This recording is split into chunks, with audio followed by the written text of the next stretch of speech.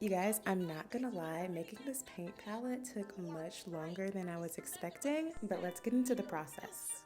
When I'm not making ceramics, I am typically painting, and I specialize in watercolor, gouache, and oil paint. So I wanted to make something that would be useful for all three of those mediums, but I'm probably gonna use this mainly for watercolor and gouache and to do more of my mixing in this palette. Now, as you can see on the outer side, I did a larger opening so I could do blending, and now I'm doing smaller sections that will be good for just individual paints.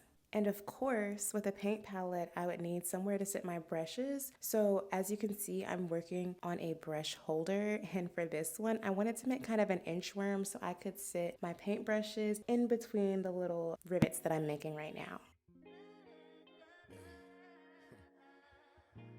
After I was making this inchworm, it gave me the idea for this palette to kind of make it more floral in shape. So as we get through this video, you'll kind of see towards the end where I shape the edges and I start to make it look like it has a more flower design. So it looks a little bit cuter than just a flat and round palette. So it can sit here and on the tail when I get it ready. And like I said, it takes a long time. I spent 2 days on this project while I was teaching classes. So it did take me longer than I was expecting, but it was totally worth it. And while I was working on this project, one of my students came in and wanted to chat with me.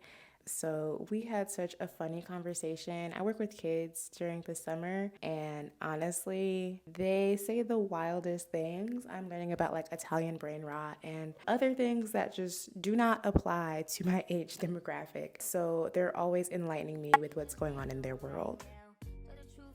But back to this ceramic project, as you can see, I am kind of shaping that little inchworm because he does have cracks kind of along those deeper ridges. So I wanted to like clean those up and make sure that he would stand up straight. When he sits to the side of the palette, it's going to sit on the side and not actually on the palette. So I wanted to make sure that it would stand on its own.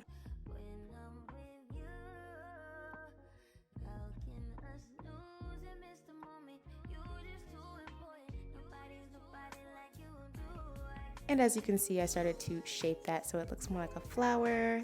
That's the back side. I painted the rim blue, so it'll be super cute. And that's our cute inchworm. And here's our final result.